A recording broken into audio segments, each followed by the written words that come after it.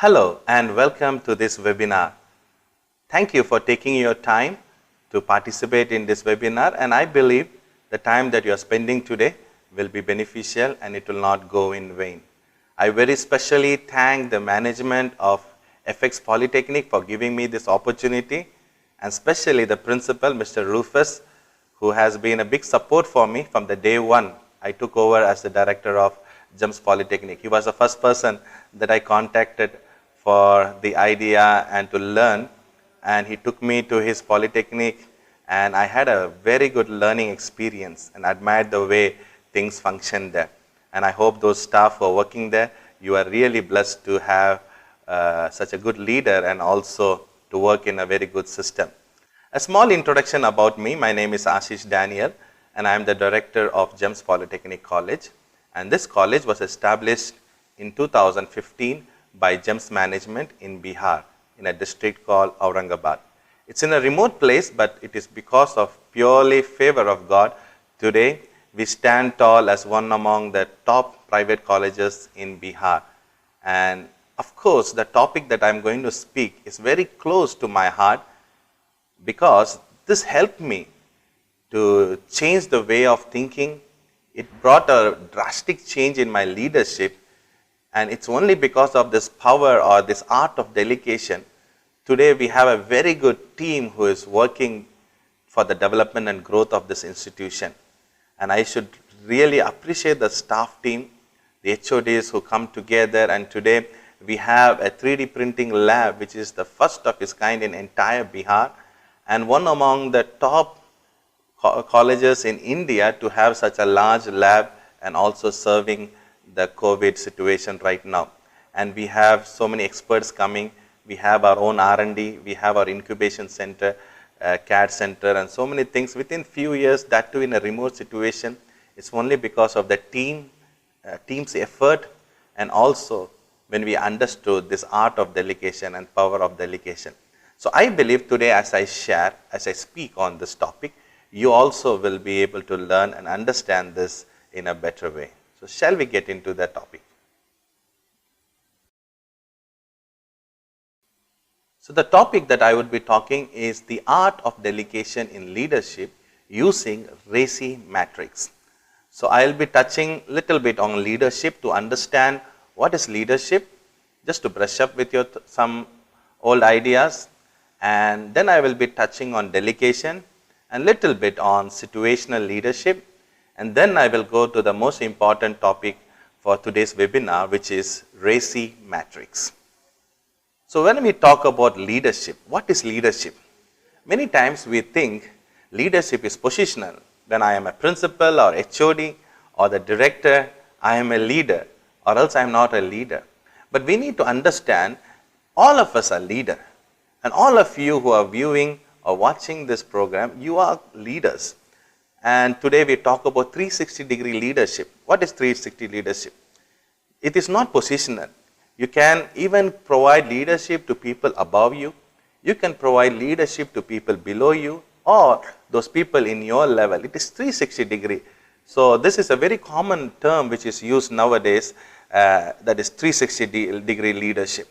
Even I remember once a student came to me and shared, "Sir, why are we not looking in the direction of 3D printing in our college?" He was just an ordinary student if we think in a college perspective. But he gave a leadership for me, and today we are having the largest 3D printing lab in whole Bihar and among all the polytechnics in India. So that leadership was given to me by a student, and he influenced my thinking and influenced my idea. So which indirectly or directly means he gave me a good leadership, which I understood, which I valued and implemented.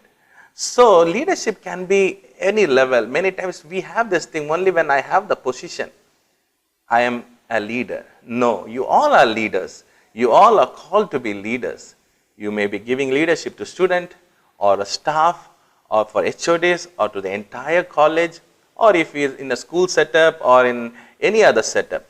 So when I talk about leadership, don't think it in a positional way, or it is just functional, how you function. So, the definition of leadership, if you read it very clear, is very simple and it is very clear. It says leadership is the process that occurs any time when you seek to influence the thinking, behavior or development of another person towards accomplishing a goal. It enables to transform the followers into achievers. So, leadership can be for everyone who is willing to accept a challenge. So, I believe you who are viewing this webinar are ready to accept this challenge. And as you read, leadership is the process that occurs any time when you seek to influence the thinking, behavior or development of another person to accomplish a goal. So, it is nothing to do with positional. That is why there is a saying which says leadership is not positional but functional. So, N. Butler, the president of Columbia University, he says he classifies people into three groups. One, the people who make things happen. Second, many who watch things happen. And third, the majority who does not know what is happening. Yeah, many times we can see a lot of people who are not aware of anything or not interested in anything that is happening. But I would encourage all of you to be in the first category, people who make things happen. So, you are called to make things happen as a leader. So, as I said, leadership is influence, nothing more and nothing less. And in any position or any level, you can influence. Take for example, salt. If you are making paneer, sabji or chicken biryani, if you put 1 kg of chicken, you don't put 1 kg of salt, you just put little salt.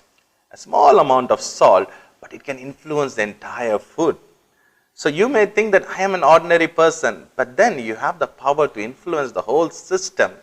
So, that is why leadership is influence, nothing more or nothing less. So, if you see this triangle, it's a very interesting triangle. Here we see a person who is committed to the purpose, he is influencing the people to achieve the purpose. So, you as a leader, you are committed to a purpose. And when you are committed to the purpose or vision of an institution, when you understand your purpose and the vision, now you influence others so that they also can understand their purpose or the vision of the institution and they would achieve. So, you as a leader must influence the people around you so that they can achieve the purpose in their life and for the institution. So, what is leadership or what does a leader do? He sets the vision, that is the leadership function. He sets the vision, he casts the vision for the people and he motivates the people, that is the function of a leader. And third, he coordinates and plans, that is the management function. So, the focus of a leader is bringing a change and it is not focused on himself. So, a person who focuses on himself is called a boss, and leader doesn't focus on himself. That is why we have this table which shows the difference of a boss from a leader or a leader from a boss. Boss, he drives the employees, he depends on authority, inspires fear, says I, he places the blame on others, he takes the credit and he pushes people. But if you see the leader, he coaches, he depends on goodwill, he says come on, let's do. He shows how it's done, he practically shows, he gives credits and he says come on, let's do it. Of course, the first few things that we are going to see might be sound very theoretical or but as we go further, we will learn something practical also. So, there are three things that should happen in any leader and it's a continuous process. So, there should be always learning, unlearning and relearning. So, that is why I put learn, unlearn and relearn. The day a leader or a person stops to learn, he stops to grow. So, if we don't update ourselves, we get outdated. Very regularly, I speak to my staff in the Polytechnic and I tell them, please update yourself, because nowadays the students who are coming, they are very much updated to the technology and the developments around. So, if we don't update ourselves, we get outdated, we will stop growing. So, there are certain things we need to unlearn, there are certain things which needs to be unlearned. Maybe we think that is right, but with the present context, it may not be right. So we need to unlearn those things. And there are certain things we need to relearn. So as a leader, this three process should happen continuously. So this is a very interesting thing which says, be a learn it all, not a know it all. Let us not think that I know everything, but let us try to learn.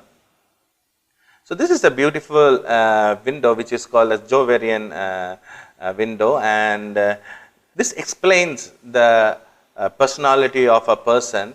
So there are 4 areas in a person. Okay, the first one, which is, if you see the first box, it is an open or free area which is known by self and known by others. Okay, so you might be a very good singer, so you know that, others know that.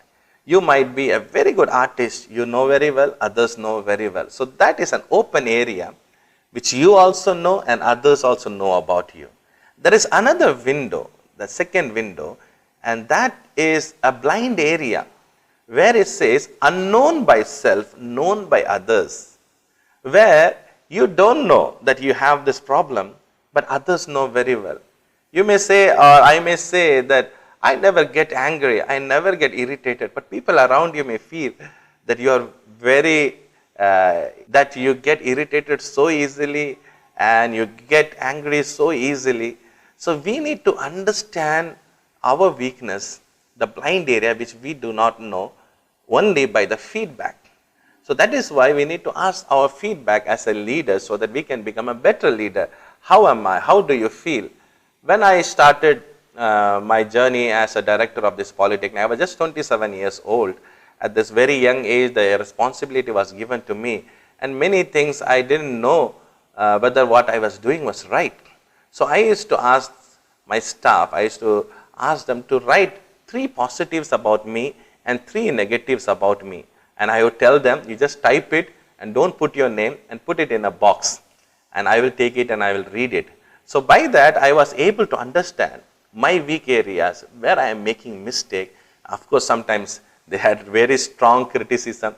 Sometimes they had a very strong positive criticism also. So this was very good for me to understand myself better, especially my blind area. So as a leader, you need to get the feedback from the people around you so that you will know your weaknesses also. And third is the hidden box, unknown by others, known by you. So you know that there is some problem in you, but others may not know that. So only when we share, that is why it's put a self-disclosure or exposure. You need to share others that I am struggling, I am weak in this, or I am not able to do this. When we share, so it is known by others and they may help us. Because man is not an independent, it's interdependent. We need to depend on others, but it is important that we depend with the right person. Sometimes when we share something to a person, they may blow it and they will make a big story out of it, but we need to have the right person to share our weakness, our problem area where they can help us. And the fourth is unknown area. This unknown area is not known by others and not known by even myself. So there we need to have the shared discovery or observation, others' observation and self-discovery. There are many times we have some hidden potential in us which others do not know, even I also do not know. When the right opportunity comes and when we agree or accept to do it, at that time we may realize that we have the skill.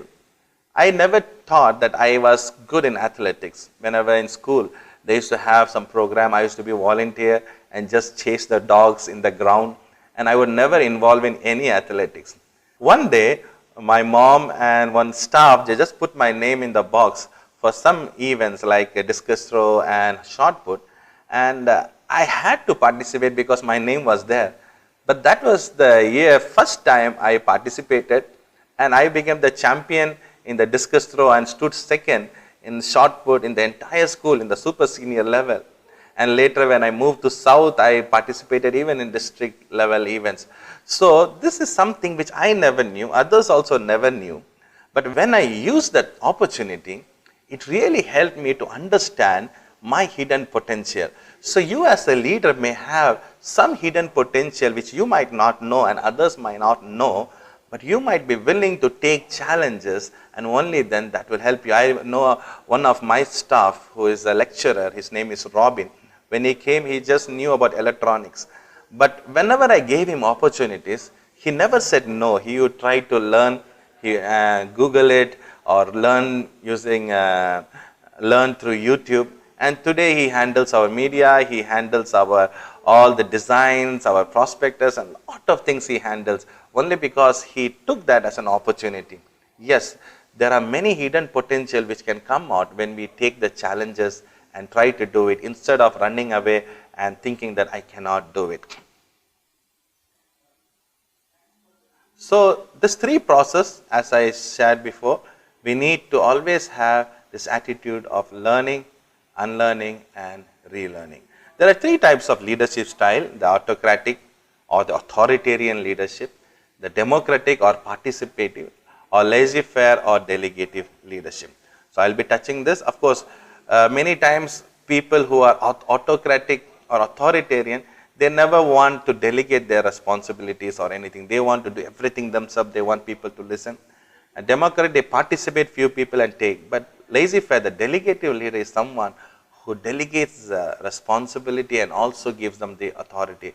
And other two styles, the charismatic leader or the servant leader. The charismatic leader, for example, Obama was a charismatic leader. His words would influence people, admired his way of speaking and his emotional talks. And also the servant leader, example, Mahatma Gandhi, a simple living, a sacrificial living, and with an attitude to serve, which is a simple lifestyle. So these are different style of leadership, but we are going to focus on the delegative leadership style. So let me quickly get into the delegation and execution. So what is delegation? The process of transferring the responsibility for a specific task to another member and empowering the individual to accomplish the task effectively. So here, the leader transfers the responsibility for a special task or a specific task to another member. He not only transfers the task, but also he transfers the authority or empowers him. Many times we think just throwing the work to the subordinate or giving breaking my work and giving it to others is delegation. That is not right. Delegation is not just dumping things on others, it's just transferring the responsibility and also empowering and also giving the authority to a person. We'll understand as we move further. Why is the ability of effectively delegation important to a leader? Why is it important? It allows time to focus on other initiatives. So when we delegate, as a leader, when we delegate our responsibilities to our subordinates or the team, it helps me to have some more time to think on something more important, something which the team cannot do. And it provides an opportunity for me as a leader to gain trust in the performance of my employee. Only when I share my responsibility and see the performance, I will gain trust on my team. And third, while the leader has a final responsibility for completing the task, delegating can allow him to build leadership skill. It will also build the leadership skill of the leader. So when he delegates, he has to monitor, he needs to go take the team along with him. He cannot be a single player, he has to be a team player. So it improves his leadership skill. Principles of delegation. Here we see, when you delegate a task or delegate your work to someone in a team, you need to clearly define the task. A clear definition of the task is important. Second, what kind of quality that you are expecting, you need to explain that clearly. And how do you want that? Do you want as a draft or a paper or a video, or how do you want that to be presented? And third, and when you get the report, do you want the relevant information attached with that? And then acceptance of that person. So when you are delegating, the person should accept and he should be willing to take that. So that is important. So these are the principles of delegation. That means when you delegate, you need to have these things in your mind before you delegate. And other thing is the method of communication. How do you want the team member to communicate with you? Do you want them to communicate through WhatsApp, Telegram, or through email, or you want them to meet you in person in your office on a regular period and give you an update? And then you need to thank the team. Don't take the full credit on yourself. Your team may not like that. And then the deadline should be clear. And then if there is any limitation in the authority, for example, you may give certain amount of money under their control, and if it crosses, you may want them to ask your permission. So something like that. So you need to limit the authority if necessary, and you need to explain. So these are the things you need to clearly explain to your team so that they understand the task better. So these are the principles of delegation. Why is it important to a leader? Because for a leader, time is a precious commodity. So time is very important for a leader. If a leader spends most of the time on something which is not very important, so he wastes his time. And no matter how hard a leader tries, he cannot do everything. He needs a team. He needs his work to be delegated. So delegation versus task assignment. Delegation is not task assignment. Task assignment is simply assigning work to an individual within the duties and responsibility of his position. That is simply his duty. But delegation, on the other hand, involves a leader giving someone the responsibility and authority. So it's not just a responsibility, but the freedom or the authority to do something that is normally part of leader's job. Okay, so it's not just the task, but he gives a responsibility and also the authority. So if you read this, you will understand more better. Delegation. In delegation, you examine the task, you coordinate the task, you assign the task, you provide the support, you provide a feedback, and then you reward and appreciate. But on the other hand, in dumping, you just hand over to the supervisor, okay, which you don't like to do. Maybe you don't like those those tasks where you will have to write a lot, research a lot. So you're just throwing it to your subordinate. Come on, you do it. That is dumping. Passing responsibility and accountability also.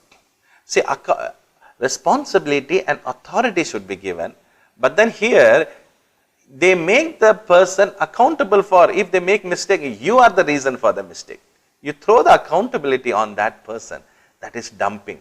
We need to take the accountability even if there is a mistake done by our team. I remember during my initial days of my leadership, I had to take care of the hostel, the mess, the college, academics, the administration, and a lot of things. And it was really not easy for me to handle. Apart from that, I was handling one more department as GEMS, Yuvak Manch. So that was another role given by the management. And apart from that, I was also involving in many teaching assignments and working for some other organization, little bit in supporting in certain areas. So now, when I have so much responsibility and handling everything and bringing everything under me was not easy. So I had to delegate the work and also give them freedom. Since I live in a different campus, every time they cannot expect me to come and see and let me decide on that. So I had to trust my team and also give certain amount of freedom and authority for them to decide. And I would tell my team, even if there is a mistake, don't worry, I will take the responsibility of that. And you feel free to make decisions, but keep me informed if it is really something serious so that I can guide you or I can help you. So that is how we as a leader must give the freedom to our team to even allow them to make mistakes. And we should be there to help them, support them, not pointing at the mistake. You did this, you did that. So as a leader, when we try to help them, they become better and better leader as they take such responsibilities. So why should we delegate? So as we read, the delegation makes them more effective. It multiplies the result of a higher valued person. That's true. Can result in specialization. So when we delegate, we may specialize on that work, give more emphasis, and then that will help us to get a better result. You can supplement the skill. There might be a certain skill which I do not have as a leader, but my team members may have. So when we delegate, it can give more, it can make the task more effective, or it can be completed more effectively. So we supplement the skill and it grooms a successor. Maybe if I am moving to some other department, or if I am given some other responsibility, higher responsibility, I have someone who has got trained, who can handle the work which I was doing. So delegation empowers him, and it also grooms a successor. And it saves time. As a leader, you must take time to think about goals and not just the activities. Many times, if we take a lot of time only in analyzing and spending time in our activities, day-to-day activities, we may miss the goal. I always make sure that the academics and all those things are taken care as much as possible by the HOD's principal. At times I visit, at times I get an input, at times I try to give some kind of suggestions, but I try to focus more on development area. What are the new things that I can start? What is the new thing that colleges are adopting? So I try to spend more time on developmental aspect and something new. If there is a new department started recently, we started 3D printing, so we were focusing on that. I was spending more time on that. Before that, it was our CAD center which we started, then I had to spend time on that. So as the new initiatives comes, I start to spend more time on that, and then later I will delegate that to someone else and some experts in our college who can handle that. So it saves time so that we can spend more time on what is important. It increases your value. So delegation will help enhance your credibility as a leader. And by allowing your teammates new way to show their responsibility, you get the respect and loyalty. And that will help you to look for more challenging tasks. It benefits your team member also. As I told earlier, when it is given to a person, it equips him, empowers him. So your teammate will see certain things, that is development. When you delegate, you will teach your team members new skill. It gives them the opportunity to develop themselves, to achieve. And it gives a self-esteem. Having an interesting and challenging work, it feels good for them. They feel important, they feel valued. It increases their self-esteem. Job enhancement. Having interesting job or task in a team makes the work more enjoyable. When you give your teammate more response authority, they begin to use their own initiative and imagination. New ideas may come out, new solutions may come out. So they feel appreciated. And another thing, it benefits your team. Delegation will provide the following benefits: efficacy or efficiency. Okay, so as a team, they will become more efficient, and it encourages teamwork. Delegation beautifully builds the team. When you delegate, you bring lot of people in that work, and then you are depending on each other, and you are all working together, and that builds the teamwork. And it balances the workload. Sometimes only specific group of people will have more load, and others may have very little load. So during this delegation, the workload is balanced, it is shared. And when I will touch the Raci matrix, at the end, I will explain how these roles can be given, assigned, works can be split, and that will give you more picture on balanced workloads. And skills and attributes needed to delegate. See, delegation has more to do with you. You need to have a heart to delegate. Many times people don't love to delegate or like to delegate. But there are certain things you need to check yourself and correct yourself. And only then you can have this thought of delegation or idea of delegation. First, you need to have the ability to recognize others' gift or talents. Some people may have talent on certain things. So you need to understand their talent and assign certain tasks. You should not give a task which is not interested, not gifted, or he does not have talent for it. And he will really suffer. It will just be dumping work on him. An ability to match individual gifts or talents with the group need. So you need to connect. Okay, he is skilled in this, and this is the what group needs. So if you connect, that will give a better result. So you need to have the skill to analyze the talents, and then you need to have the willingness to let people carry out their task without interference. Some people, they delegate the work, but they interfere, and they want to do in their own way, and that, affects the person who takes the responsibility. He will never be willing to take responsibility again, and it will be like, you have given me the task, but you are controlling it. So you should not interfere. Of course, maybe at the regular interval there can be a feedback session or a reporting time, but interfering too much will affect the person who has taken the responsibility. An ability to view the broader picture, you need to have a broad picture. You should not be narrow and selfish. An ability to keep the track of number of delegated tasks. You need to have the track of number of delegated tasks. So these are the things that we need to keep in mind, that we need to check ourselves. Do I have the willingness to delegate? Am I interfering too much after I delegate? Okay. So why we don't delegate? Okay, we are going to touch on that topic. Why we do not delegate? Because we fail to plan. Delegation needs a foresight. It needs a lot of time to think, analyze. As I said, you need to understand the person's talent and gifts. So only when you understand, then you will delegate. So many times we fail to plan, we fail to spend time thinking about the person's skill. So as we read, it requires foresight, successful, good communication. Only then you can delegate. Many times we are proud, we think no one else can do this job, only I can do this job. I have the experience, I have the qualification, and we don't have the trust on others because we are proud, we don't delegate. And we lack the vision. We want people to be spectators. Always we want to take the decision, others should watch. What happens when there are spectators? They become critics. But when we have the participants, they become partners. So let us not develop spectators who can later become critics, but let us have participants who can partner with us. And fourth thing, why we don't delegate? Because we want control. There are certain leaders who don't like to delegate because they want the entire control. Even for small thing, a small approval, they want everyone to go to them. And they want to have control over everything. And it is not easy for them. It is going to be really troublesome after a point of time. And they cannot focus on something very important.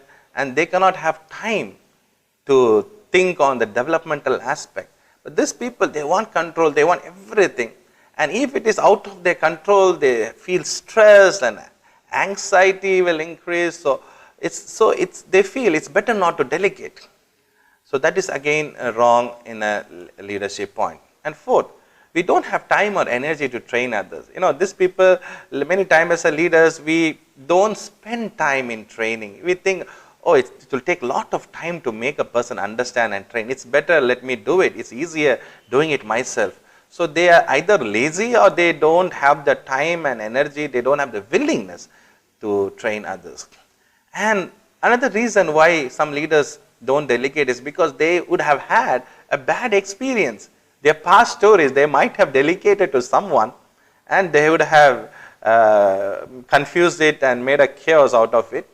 And they would have spent more time cleaning that issue. So they come to a conclusion, let me not delegate. This is because of their previous bad experience. Sometimes a leader thinks that if the other person whom I delegate does the work more better, he will be appreciated. Maybe he will even replace me. So that is a fear. Nobody wants their subordinate or another person in the team to do better than themselves. So now we are going to see how to delegate effectively.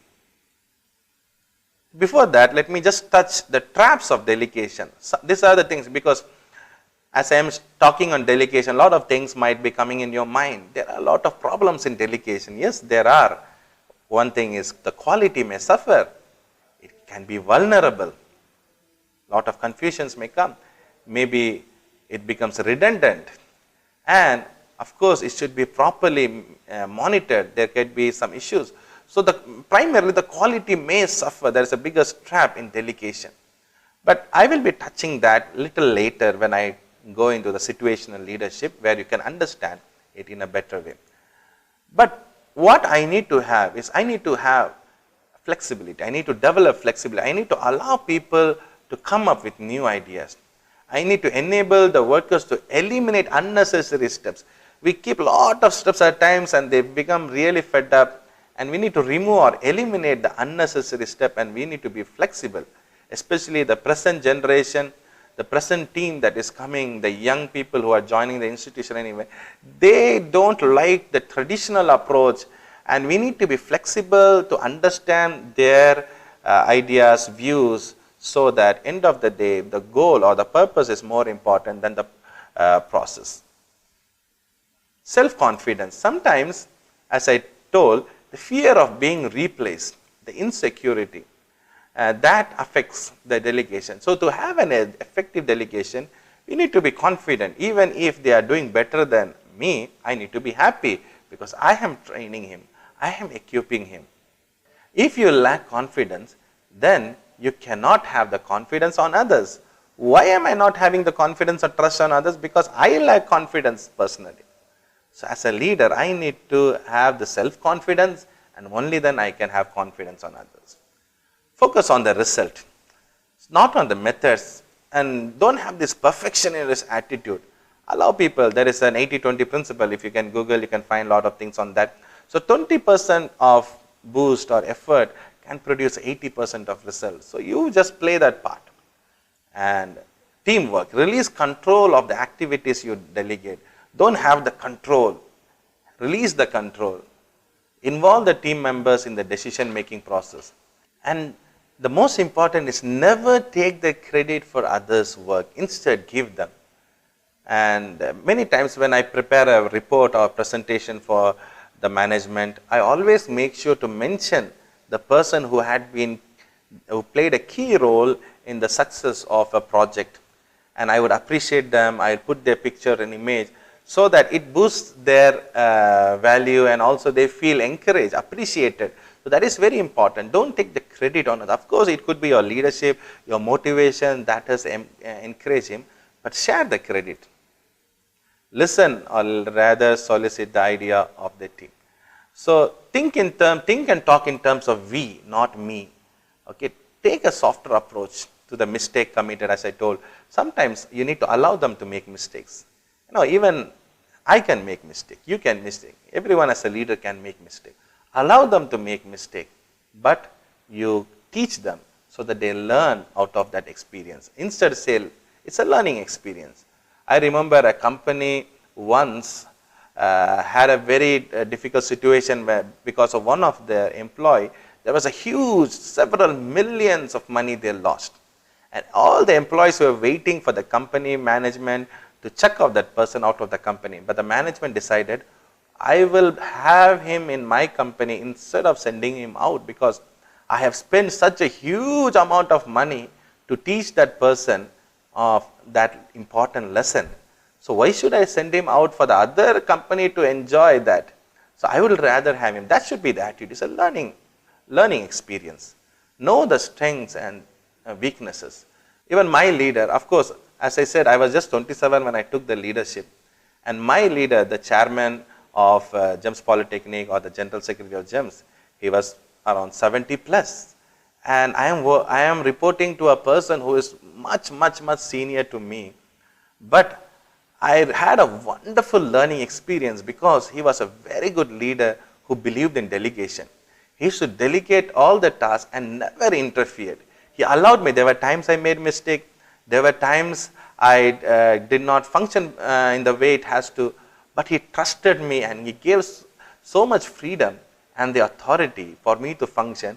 That helped me, allowed me to think creatively, allowed me to implement a lot of ideas, which has helped the institution, and many people have appreciated those new ideas and thoughts which come. That is only because of my leader who had this delegative leadership and who delegated. I remember once the construction work of the college was completed, he said a word, Ashish, hereafter you have to take it, I will not interfere. It was not just his words, but he meant. Of course, I repeatedly go and get his advice and suggestions from him because of his experience and knowledge and his divine understanding on various things. Of course, I got a lot of inputs from him, but he never interfered. I don't remember a day he came to the college and asking how things are going on, what is happening, what is wrong with this, and never.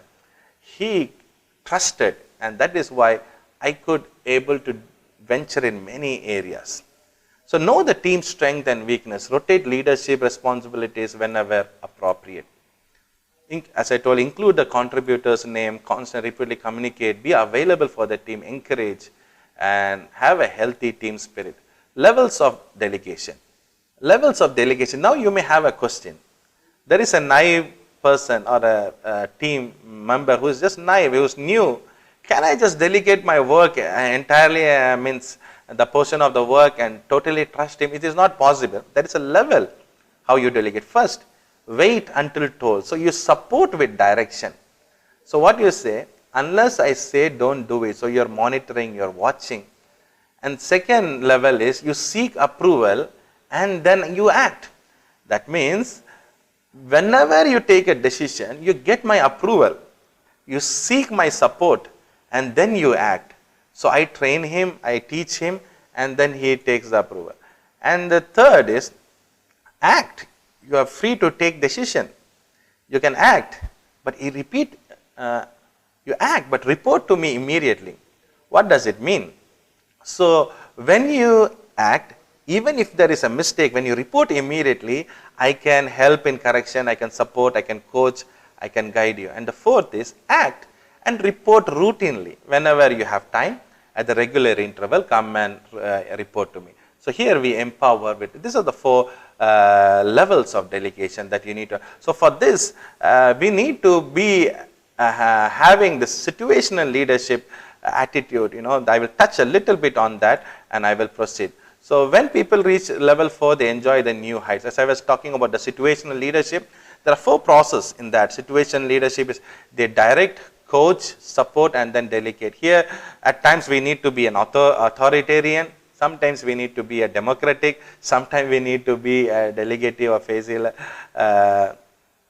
or laissez-faire leadership. Sometimes we need to understand and delegate according. So situational leadership, based on the situation, they will act how they have to act. So this is a Ken Blanchard chart, which is a well-known chart. You would have come across this chart. So here, if you see, first the S1, high directive and low supportive behavior. So there is the directing. The leadership style is directing. He directs.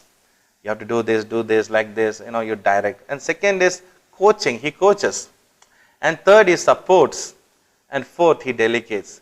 So, and then you see the individual developmental level.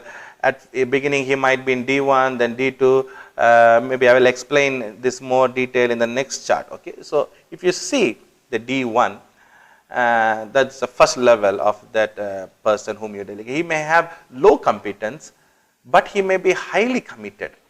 So you need to follow this kind of leadership style of directing. You need to structure, control, you need to supervise. So regular supervision and control is needed.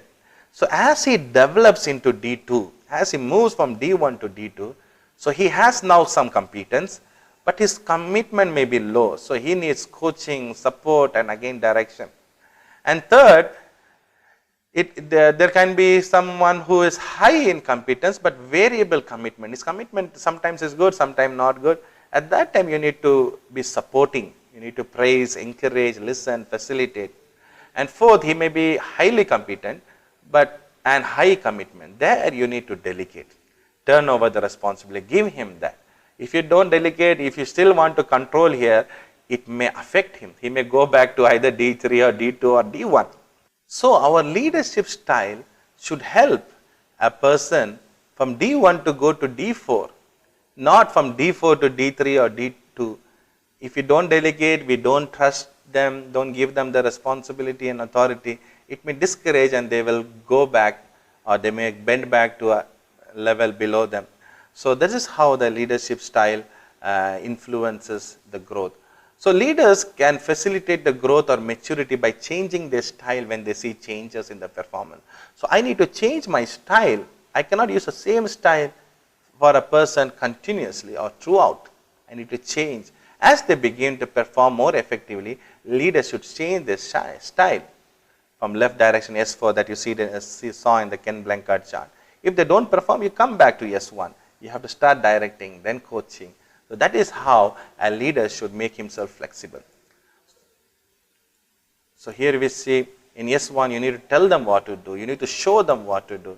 And then let them try. And then the coaching, you need to watch them do it. You need to praise their progress.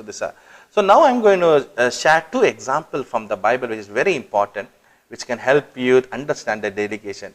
School of Christ, if you see the life of Jesus on this earth, he very beautifully followed this delegation leadership, And if you read the chapter 8 of Luke, there we see Jesus sending the disciples, giving them authority and the power to cast away the demons, heal the sick, and do miracles. So what he did before that, he demonstrated before he delegated. He was having his disciples and people around him. He used to do the healing. He used to do miracles. He used to teach, and he had people around him watching from his leadership. And now he is delegating. He is giving them the authority and is delegating. And he says, he appointed 12, designated them apostles that they might be with him. And then he sent them and to have authority to drive. So there we see he gave them authority to drive. And the 12 were mentored by him. And not only he gave them the responsibility to go and cast the demons and help the people, but he gave them the power and authority. Okay? And power is ability to do something, and authority is a right to use that ability. So Christ gave them a very specific job. If you read this chapter, you will understand that Jesus gave them very clear instruction how to go into a village and how to reach the people who are sick or weak, and how to influence them or transform their life. And if they don't respond, how should you behave? And then we see very important thing is this apostles reported back to Jesus in chapter 9 verse 10. We see they came back to Jesus and reported after all those things they did. Jesus didn't interfere in between. He waited for them to come and report. So this is a beautiful delegation, and he gave the power, he gave authority, he gave the task, explained how to do, what to do, and then he took the accountability, and the people came and explained, and he was listening. He had a heart to listen. He had his ear open to listen to them. Many times as a leader, we don't like to listen. Okay, you did it, okay, fine. But we need to listen how they feel during that process, how they felt through the process, what happened. That will encourage. So another example is from the life of Moses. Moses was one of the greatest leaders who delivered the Israelites from Egyptian. They were in bondage, they were in slavery. So he was the reason to pull these people, the Israelites, from the bondage and to a beautiful place called Canaan. So if you see, during this journey from Egypt to Canaan, he had millions of people under him, and he was a single leader. So one day his father-in-law Jethro, he comes to him and says, hey Moses, you are taking so much load. You are trying to solve the problems of all these people, and it is too much load on you. In this process, you are also affected. People are also affected. How can you solve the problems of millions of people? Every day they may come with a lot of issues, problems and fights and disagreements, and you cannot judge all this issue. And then he says, for it is too much for you. You're not able to perform it by yourself. And then he gets practical. He rebukes Moses. You are not the only one who can do this job. You just have to find some leaders you can trust to share the load. There's no reason you should bear this alone. So there's a beautiful advice given by his father-in-law. And then he says, you select the people, able men, such as who have the fear of God, men of truth, who don't hate covetousness. And here you see that his focus was on character, not on the talents or anything. So he chose the people with the right character, and then he delegated. We see that he made a group, the second para that you read, he made them ruler over 1,000, ruler over hundreds, 50. So there was a leader for 1,000, another leader for 100, another leader for 50, and a ruler for 10.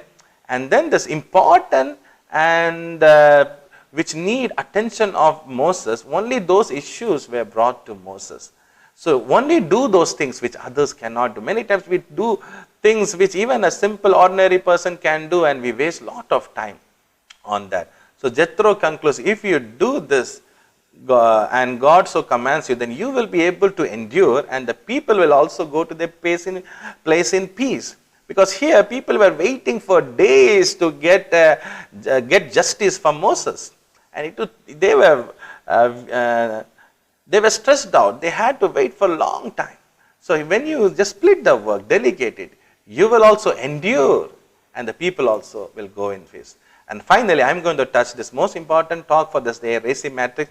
All this were background which can help you to understand this. So what is Raci? Raci, R stands for responsible, A accountable, C consulted, and I informed.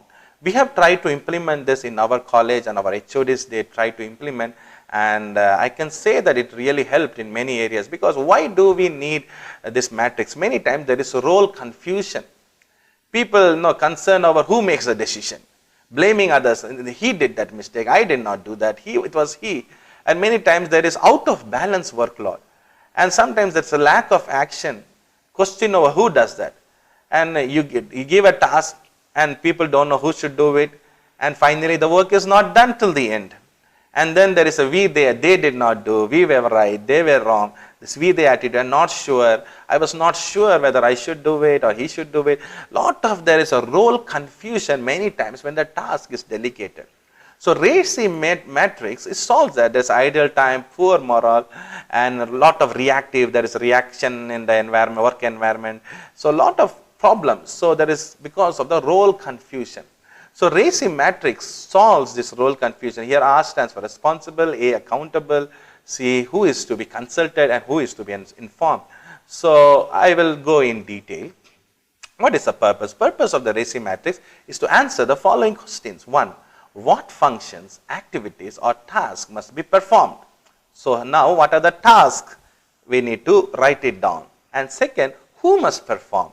And what is their level of involvement? Are they going to be just as consultant, or only the information is going to go to them, or they are going to take the responsibility, or they are going to be the accountable person? And what's the role of each department? So Raci is highly participative process that ensure ownership and responsibility by individual. So who is responsible? R, the person who is assigned to do the work, that's the primary. So who is going to do the work is the person who is termed as a responsible person. So he is going to do the work. He is going to do, he is the doer here. And the accountable person is someone who can take the decision, whom he should go get the approval. Consulted, maybe those person who have already done the same work and they have idea, previous experience, who can be consulted. And the fourth is, after the work is done, or the task is done, who has to be informed? Okay, so you can just read this, that will give you responsible person is a doer, accountable, the buck stops there, that he is the one who is going to give the final approval. Consultant, he should be in the loop, maybe some experienced person, and who has to be informed. See, here is a simple chart of a family which I have tried to work it out. So it's a family, husband, wife, and there are 2 sons. Okay. So now I am going to chart the roles, the task. So here buying groceries. It's a responsible of the husband. The husband should get that. And who is accountable? Here the wife is accountable. So wife should approve what should buy, and they can consult with the son. What do you want to eat? And the son too can also, I want to eat this. So they can be consulted. Okay. So husband is going to buy, he is going to go to the market, but wife gives the approval. Okay. And then son, they give their ideas, views on that. And preparing food, husband is consulted, wife is accountable to prepare the food, and she is responsible also here. And then children may be consulted. What do you want to eat? What is your interest? And paying the bills online, anything, the accountable and responsible can be the husband, and it may be consulted with the wife. Maybe the children need not be brought into this. Studies, who is responsible? The son is responsible. Who is accountable? The mother. Maybe the father is busy, he is not there at home regularly, he may be traveling. So he can be consulted, but maybe the mother is there at home regularly, so she is accountable. Likewise, so this is a chart. For example, again the laundry.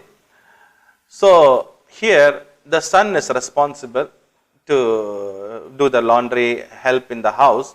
So he will inform the father, father, I am going to put the clothes for washing. So can you please give the clothes?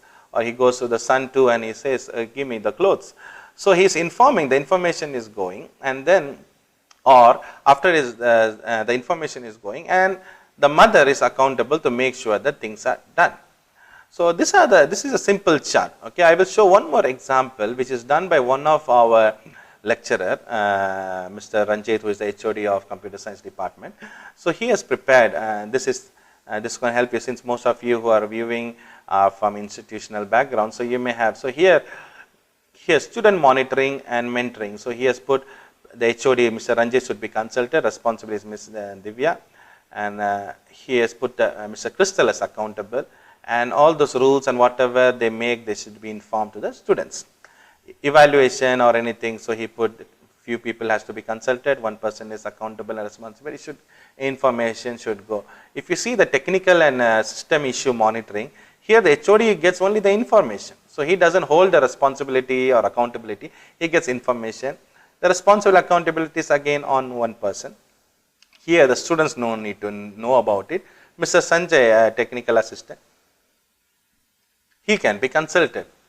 For symposium workshop, there is another person who is accountable, someone who is responsible, and who students need to be informed, consulted with the HOD. So this is how you split the work of the department, and then a person will be held as responsible, someone accountable.